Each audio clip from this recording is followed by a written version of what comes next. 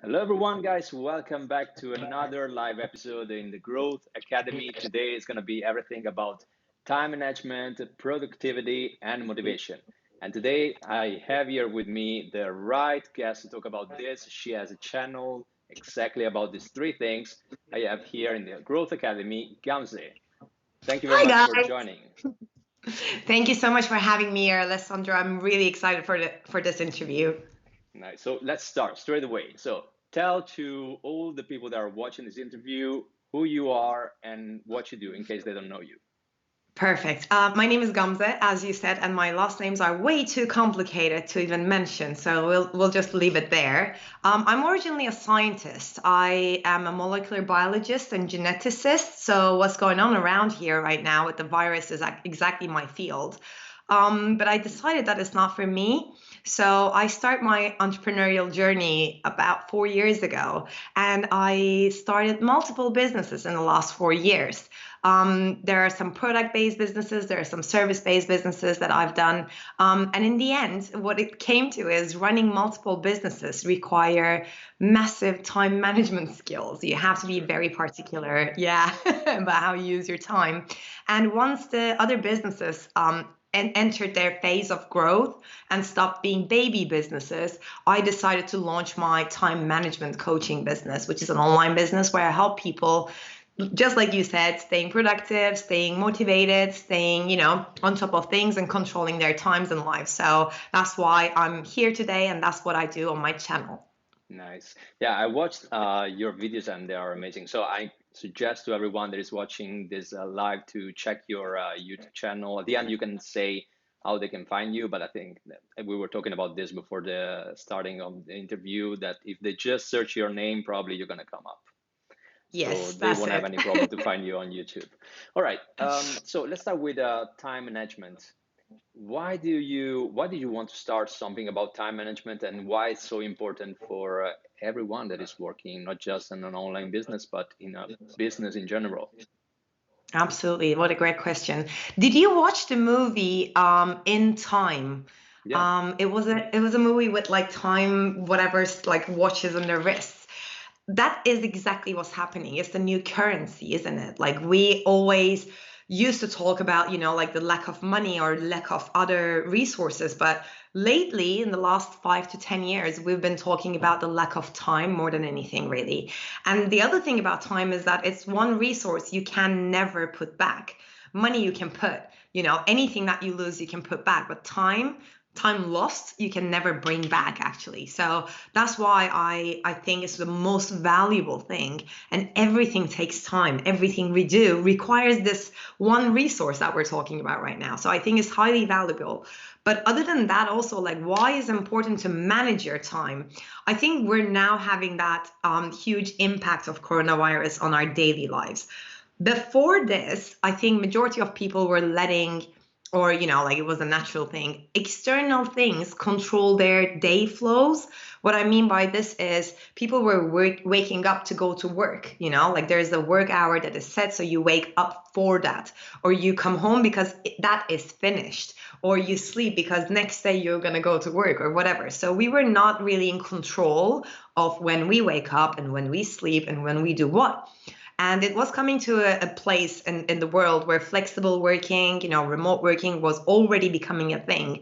And they were assuming that it will become a better, like bigger thing. And Corona just hit and made everybody in charge of their own routines.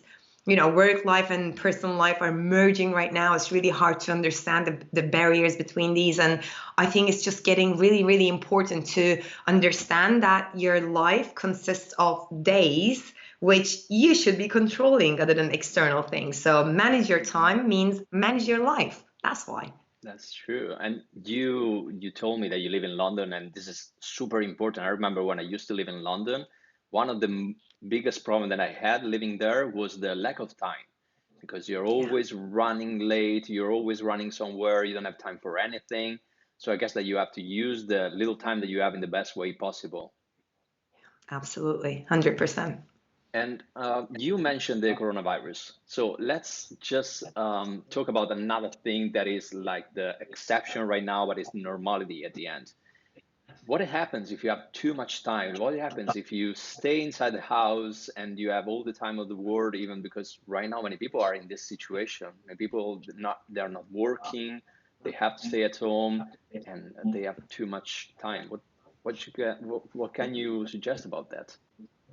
That's another perfect question. I don't think a, there's a such thing like no too much time or anything. Honestly, it's all depending on what you want to get out of life, right? My motto in life is what else can I get out of this one life that I have? So if you look at the life areas, career, health, family, romance, fitness, like everything, if you think about all of these life areas, and if you want to get something out of every life area possible, you're not going to have too much time in your hands, even with corona. So I remember before corona many people saying, oh yeah, I should be working out, but I don't have the time. Oh yeah, I should spend more time with my family, like with my grandma, but I never have the time. Oh yeah, I want to start playing guitar, but I don't have the time to learn. So all of these things that you wanted to do then that will have a positive impact in your life or in your business or anything like that, this is the right time to start working on those things. Start a new hobby, start working out, start healthy eating, cooking. These are, like I said, everything in life takes time anyway. And this is the perfect time to make room for these things. But also habits, skills, like building routines, anything that will contribute to your life after this crazy phase is over that you will benefit from. Today, now is the perfect time to invest in yourself as well. And if you take an online course about developing a skill that you might need for your work, that's already going to take a lot of time. So I think there are so many things that one can do. It's about the mindset. Like, do you think that you have time? Do you actually have time, right? Right. Well, I think that the problem right now with this situation, with this weird situation, is the fact that you have more time than usual. And as you said, you can do whatever you want. You can start creating a new routine. You can take care of things that you didn't take care in the past. So I think that the problem right now is that you have so many things that you can do, and you don't know where to start. You don't know what to prioritize, and you start Mm. postponing things. So what do you say about that? What can people do about that? Perfect. There are so many techniques about prioritization, right? But before that, there is the concept of to do and nice to do or ideas. I think first the separation needs to be made between these things. Like when you think about all the things that you once said you didn't have time for, but you wanted to do, are they really things that you wanted to do, right? Just because you think that it would be good to learn cooking doesn't mean that you're going to enjoy it or it will bring value to your life. So first, understanding if it really sits down with your personality, your lifestyle, your values, and all of that stuff, and decide if that thing is just an idea or is actually something that you want to do. That is the first level of prioritization, or like deciding if you're gonna move forward with something. Then you can apply this like very common technique of Eisenhower matrix. This is basically having a quadrant, creating a table with four different areas. These would be important and urgent, important but not urgent, not important but urgent, not important, not urgent. And it is advised that all the things that are in the not important, not urgent, they don't really have to be done. So just remove them from your life. And obviously, urgent and important will be tackled first. Then the next thing that you want to tackle is the important but not urgent, because they will become urgent soon. Right. And the other one, the third level would be, not important but urgent. Or if you can delegate, you can delegate these things as well. What I do personally is I have a to-do list system, not just one to-do list, with, like to do on the go, which means before this, when I was in the tube, for instance, I don't have connectivity, right? When you don't have internet, you can do like limited amount of things, but there are things that you need to do without the internet as well. So I didn't do these when I had access to internet. I just left them in a to-do list to be done when I'm traveling, so I can use the Smart. time where I have the internet. Another to-do list idea was under 30 minutes. Anything that is under 30 minutes, I would combine together to get done, fast, like power hour kind of way. And when I'm doing my to-do list, when something is coming into that list, I immediately attach a tag. I use Trello, this project management tool. I immediately attach the tag. Is it important, urgent? Is it important? Is it an idea? What is it? And then immediately I know when something comes into my life, where it goes and how I will tackle it, basically. Okay, nice. And what about you talked about things that are important and are urgent? Let's say that you have 10 things in that part, Mm. in that specific part.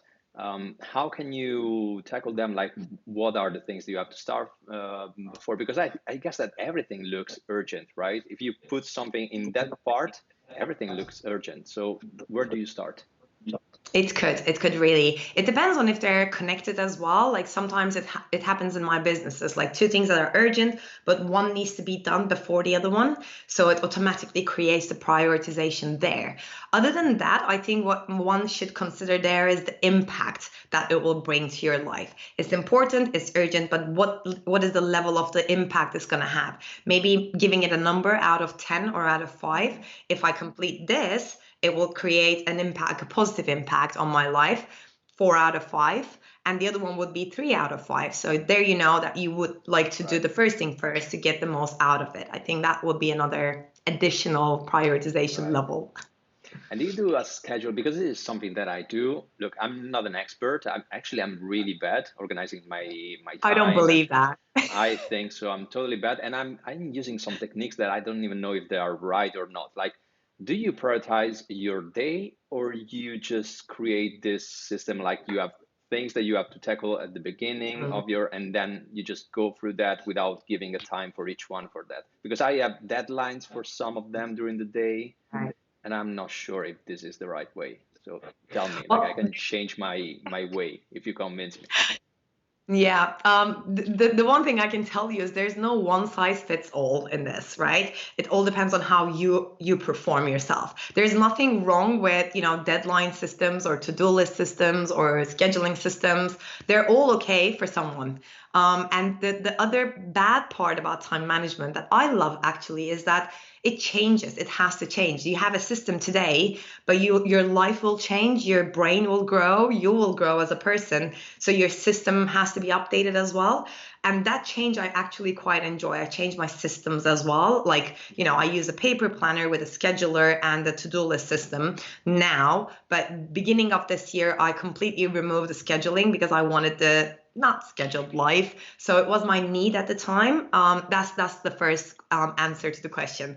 Mhm. Other than that, I think what needs to be done, not needs to be done, but the easiest way to approach it is, yes, assigning times to tasks, as in scheduling roughly. I think there are so many levels of planning. There is a daily, monthly, weekly, monthly that will go to life planning, like goal settings and habit buildings and all of that good stuff. In all of this realm, I think the best one to tackle is the weekly planning because it's Right. not too short, like a day where life can interfere and change everything because that happens. And that is okay. Flexibility is really important in planning. And it's not as long as a month where you just lose track of what was happening. A week is the perfect time to track your time to understand where you're investing it, or, like plan ahead because you can predict 7 days pretty much. So I always recommend doing your weekly planning. I do mine on Saturday evenings, or if I'm late, I will do it on Sundays. Mhm.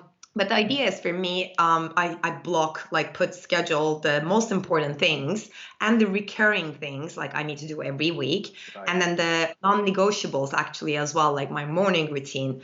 I'm not doing anything between 5:30 and 7 because that's my morning routine time. Like I wouldn't book anything there. So I put these in and I then see how much time I have through this like Google Calendar. That's what I use.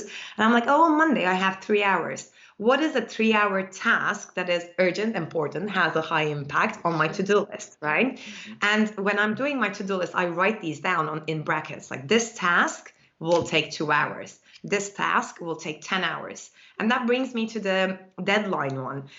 Deadline is usually given to a project or like, the last date that you want to give the project, finish the project. For me, I always reverse engineer that, break it down and build up to that deadline like 1 hour a day to the end date. And what I would do in my to-do list is also write these small steps, not the 10-hour project, but would be, start 1 hour, do this 1 hour, do that 1 hour. And that also beats procrastination, in my opinion, a little bit as well, right? Yeah, actually, it's something that I want to talk about as well. Procrastination, feeling overwhelmed, all these things. These are something that we need to talk about.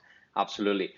Since we are live, I got some questions, so I just Yes. throw in some questions so you can just reply to them, and then we start talking about productivity, motivation, and all the rest. Perfect. I got the question about, you talked about Trello before. Are you Mm. using any other tool that you can, I don't know, suggest? Yes, I'm definitely a person who's not getting too much efficiency out of just electronic systems. And as a scientist, like I mentioned, I have a very good explanation for this. When we type, our brains don't make as many neuronal connections compared to when we write. Right?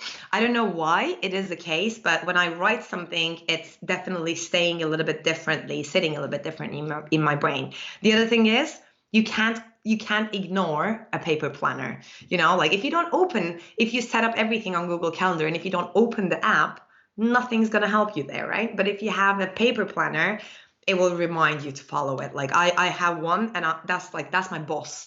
It tells me what I need to do every day. So for me, that's the skeleton of my planning system. The other tool I use is Google Calendar, just for time blocking, time batching, and scheduling things, but also setting appointments.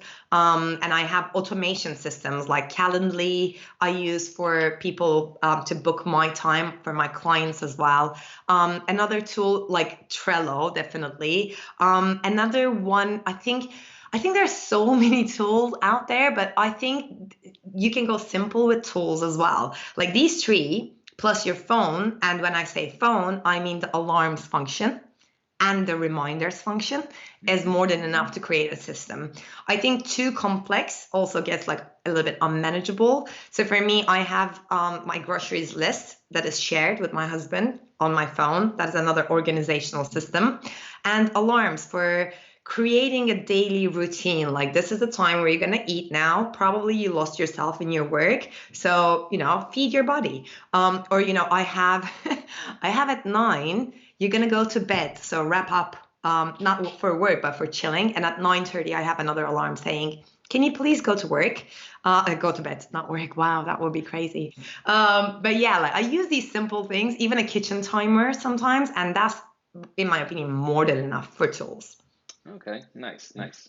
I'm sure you people are taking notes and trying to remember everything. So let's go back to procrastination. Let's talk about Yes. this. So let's assume you have your plan. You wrote down all the things you have to do. You even gave numbers for urgency to different things. So okay, you have the plan for the week. Let's say that. But then you took a look at your plan and you see that you have so many things to do. Even if you plan everything, you have so many things to do during the week. How Mm. can you stay motivated? Because it's all right to put down the plan, you know that you have to do some things, but I'm sure that there are people that wake up one day and they are not motivated to do what they have to do. So what can they do to beat this thing, beat this feeling? Because I have it some days, and yeah, I'm gonna use your advice. Yeah. Perfect. It happens. It happens to me as well, at least once a month. And I embrace that feeling, honestly, Alessandra. I'm like, okay, today I don't want to, so I give myself that, I cut myself that slack, and I'm like, okay, this is not a productive day in terms of work. What else can you do with it? If I'm gonna allow myself to not work and not do the things on my plan, I still want to do something, even if it's like watching Netflix. I will enjoy that fully, and that is something that prevents burnout feeling in the end, because you're giving yourself these little breaks and you're not pushing yourself into the level where it's going to be too much, so that you can give like mini burnouts so that it Mhm. doesn't become something, especially now with the level of anxiety. I think it's really important to let yourself that, a little bit of slack. But if it's a pattern, if it's becoming like you procrastinate today once, tomorrow again, and 3 times next week, and whatever, then it's becoming a problem, right? The thing about procrastination is why are you putting these things on your plan in the first place, I think. Things that, like I mentioned, things that don't resonate with us, things that we don't see the value in, things that we don't see the reason for, we procrastinate a lot. For students, that's the perfect example, right? Students procrastinate on studying every single time, pretty much. And the problem with studying is you're going to study today for an exam next week, then you're going to do that for 4 years in college, probably. Like you're gonna be doing a lot of different things in the 4 years. That's a very long time, only to, after graduate and get the job you want, get the money you want, get the lifestyle you want, and then you're going to be happy. But the connection from that today's study to the life there is just way too long to make the connection, to make the reasoning. So when it's hard for you to connect what you're doing today to an end goal tomorrow or 5 years or 10 years from now, procrastination will happen. So I would recommend remembering why you put that thing in your plan anyway. What is the end goal? Always play for the end goal. If that doesn't resonate, if you can't tie it to any end goal that you have, maybe it shouldn't be there anyway. Maybe it's not, it wasn't supposed to be planned anyway. Another thing is over planning. Yes, we have like 8 hours, 9 hours, sometimes, like 11 hours to work a day, but maybe we're not giving any breaks, or maybe we're over planning in terms of we think that something's going to take 2 hours, but it really is going to take 4 hours. So it's like packing 20 hours of workload into 10 hours. Of course, you're going to procrastinate because it's impossible to finish. And that's why I don't like to do the systems, especially when they're not timed. People complain a lot about, like, I never finish my to-do list. It's just growing and growing. Well, two things. Don't add new things to the to-do list. Collect them somewhere else, then process them into the list. And the second thing is always calculate how many hours you need for that to-do list. If it's going to be 18 hours and you plan to do them all today, well, it's not going to happen anyway. Always have like 1 hour blank space in your scheduling. Life happens. You might get hungry out of nowhere. You might do something that you wouldn't normally do. Like somebody might call you and you happen to take the phone, take the call. So always leaving a gap for that as well. I think these are the key ways to beat procrastination. Another thing, like I'm gonna finish because I can talk about this for hours, as you can imagine. We want Is that. We want that. You can go on for hours. Don't worry. We don't have any limits for this call. Perfect. It's about understanding your patterns and when you procrastinate and why you procrastinate. Like what happens? What do you do when you procrastinate is one thing. If you take your phone as a procrastination tool, well, leave your phone outside of your room, maybe. What is the pattern that you're falling into? Or maybe you notice that you're procrastinating in the morning. Maybe you put the hardest task first because that's the thing, right? Eat the frog, do the hard thing first. But maybe you're someone who is getting motivated by the feeling of accomplishment. So what you need to do is to put something easy for a small win to start the day that will, keep you motivated. You got to understand yourself, how you perform and how it works for you, and what is actually, distracting you and taking your time and, helping you procrastinate. Remove those and play your routine according to those. For me, I always thought that, get the small thing first, get the small win, and then you'll be happy. But I figured that, for filming, for sure, for YouTube, I'm sure you understand as well. Like, I'm going to set this up, blah, blah, blah, blah, blah, blah. And I'm like, I'll do it in the afternoon. And the afternoon is never, it's like 3, 4, 5. So I have to get it done first thing. And then when I get the big thing done in the first thing in the morning, I'm like, well, I did that. I had my one thing that I wanted to do for today. So if I stop now, it will be okay. I did a great thing. And that feeling is already pushing more, more work. Nice, nice. I have to try this. Like personally, what I used to do is to give myself little prizes. Like I do something. So if I do something that was really difficult and I finish that thing, I do something to, I don't know. I eat something that I want to eat, or I get a coffee, or I try to, give me something like a prize or a gift for something that I've done. That it's really stupid at the Perfect. end if you think about that, but it works at some level, at least for me. So I don't know if you can No, put I this think in it's the a great list as well. idea. All right. I think it's a great idea. Like if it works for you, I always give this example for habit building, like when you have a goal as a like building a habit or something, and when you pass these milestones, reward yourself. And that's exactly what you're doing with your time management. And I think it's brilliant. So thank you for sharing that. Nice. And you said something before that it clicked with me, that you talked about routines. You talked about, for example, taking your phone and leave your phone out of the room and to not have distractions. Mm. Lately I read, well, lately, I think that a couple of months ago, I read this book from James Clear that is called Atomic Habits. I don't know if Oh you read yeah. it, but it talks just about routines that you can create in your life to be more productive and get rid of routines that are actually bad for your Yeah. productivity. So it's all about that.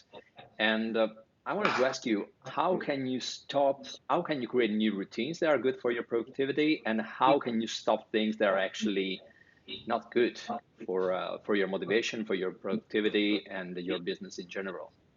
Perfect. Actually, I'm actually a good example to answer this question because I used to be a mess. I used to not have any routines. I used to be the furthest away that one can be from productivity.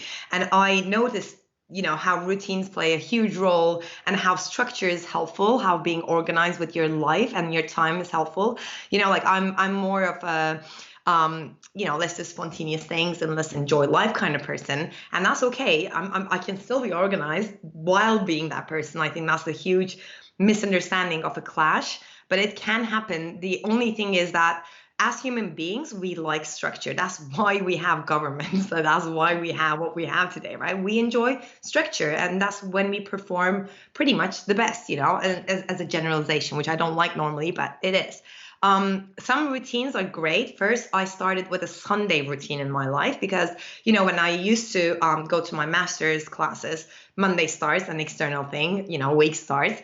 And Sundays were the pretty much only day where I can clean around, like cook for the week, like do these get your life together actions. So I created a flow where I would be doing some cleaning things and then cooking things, and then I would feel like I need to clean myself, and I would be doing some self-cleaning and stuff like that. So it was like a perfect Sunday flow.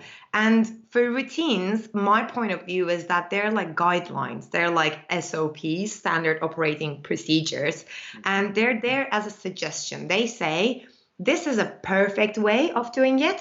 And as much as you can, try to stick to the guideline because it's proven tested and it's going to help. But it's just a guideline. You don't have to follow it religiously. Yeah. When the Sunday routine made my Monday morning way easier than it used to be, or when I didn't have to cook on the Wednesday evening because I was batch cooking, I was like, oh, it works. Awesome. What else can I do? Then I created a planning routine. Like, how do I plan my week effectively? What do I take in? Because I figured that I was taking new things into my week task, but the long-term projects were staying out because new things were coming constantly and they were getting in my plan. So I'm like, no, that's not how it should be. Let's optimize that. Then, of course, morning routine is so important how you start the day, right? Not every morning I do everything that's on my morning routine because sometimes I don't feel like it, and I take it as a guideline, like I said. But it's really important to start the day on your own terms, and that's such a cliche, but it's a cliche for a reason. Evening routine, as we know, preparing, stressless, like really relaxed sleep, whatever. But one thing that is incredible to me is to have a day routine. Like what am I doing in a day in general? So how to build any routine, and especially a day routine, in my opinion, is first deciding what's non-negotiable for you. What do you absolutely want to do on your Mondays? It could be per day, like Monday's different, Tuesday different, or every day, or weekend, weekday. But what's your non-negotiable? Like, I need 2 hours every morning for my morning routine, and that's like set. I need 1 hour lunch break. I need dinner, clearly. I need evening chill time. I need exercise. Putting these in place when they happen. And then what are the things that you have to do? The next thing, like work, school, study, whatever it might be, then putting these in, obviously making these clear in terms of how long they will take. And then what are some things that would be nice to do, like if I could call a friend, like generally, what is an ideal day look like for me personally? And what is my body reacting or acting the best way possible? Am I a morning person? Do I perform at my best in the morning hours? Do I really like to study, work at night? What is working for me? And then, designing your perfect day. I think it's such a fun exercise. I don't know if I'm sounding like a nerd right now, but for me, it's like, oh, great. If I wake up at 5:30 and I'm done by 7:30, emails until 8:30, nobody can answer me. So that's great. I don't have to, like answer back and forth. And that's why I don't check my emails during the day. I answer my emails in the morning first, and then after 6, again, another block during the day. I control my time. I'm not responsive because I like to do my thing, right? Then I'm like, I'll work for 1.5 hours. I'll do Pomodoro a little bit, give a break, work a little bit, give a break, lunch, give a break, this, that, whatever. And I'm like, okay, 7:30, I ate my dinner. Everything is great. I need to relax, spend time with my family and everything. How much do I really need there? When I'm done with dinner at 7:30 and I'm going to bed at like 1:30, do I really need all those 5 hours, 6 hours to spend time? Like, no, not really. You need about 2 hours. 2 hours is a movie length. So if you want to watch a movie, it will be enough. But other than that, if you want to just grab a drink or whatever, it will still be 2 hours enough. And that brings us to 9:30, which brings us to 8 hours sleep, 5:30. So it's just smooth working machine. Right. And if I'm going out, if it doesn't work, fine, I'll take a nap afterwards. Makes So sense, right? flexible, ideal routine. I think that's how you build a routine. Got it. And how long it takes, what would you say, how long it takes to embrace a routine in your lifestyle? How many days you have to do something over and over to, yeah, embrace this thing?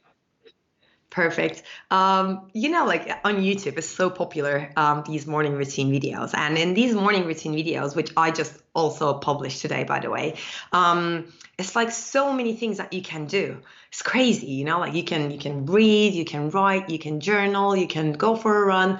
So many things that you can do. And what we tend to do when we're building our morning routine, for instance, we try to put everything in.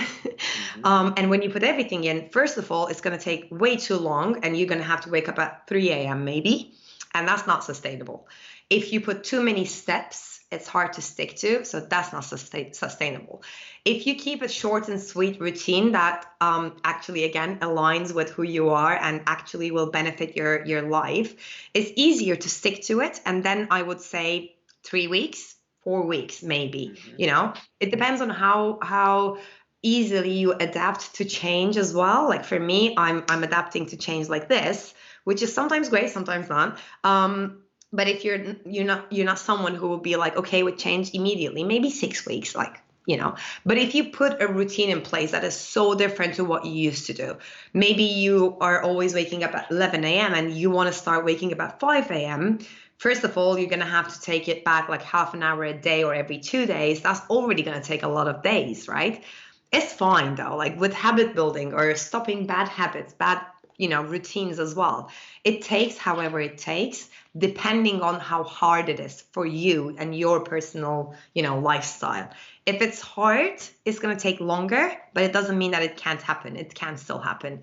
For an average, I think a good deadline to put like, okay, I'll have this done included, it aligns with my values, it aligns with my personality and everything. I think 3 months, you won't need to read it through because that's what I do. When I change my routine, I write it down, laminate it, and then I have a marker. So I would be like, woke up, okay, done. What's the next one? Done. What's the next one? Done. Until I remember by heart. And that takes a bit of time, I think. So yeah, I think that answer is quite long, what you asked. But it was like a complete answer. Great, great, amazing, amazing. I like talking about these so much.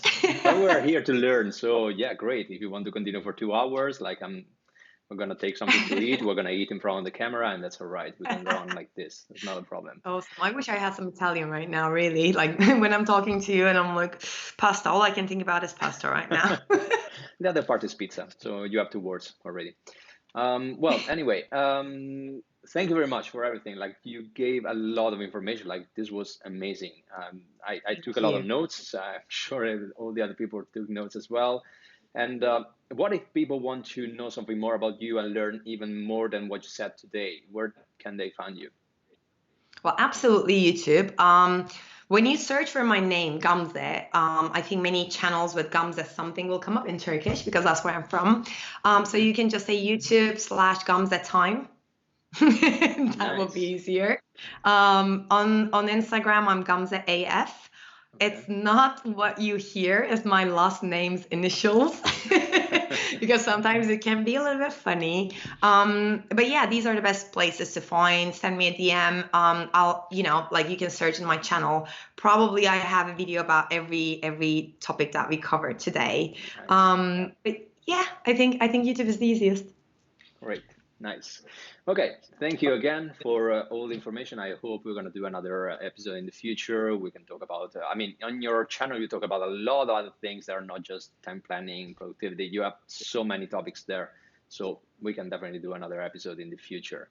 And Thank yeah, guys, you listening, if you liked this live as I liked it, share it everywhere you want and leave a comment even if we were finished. And I'm sure that Gamze is going to reply to any question that's going to absolutely. be there below the video.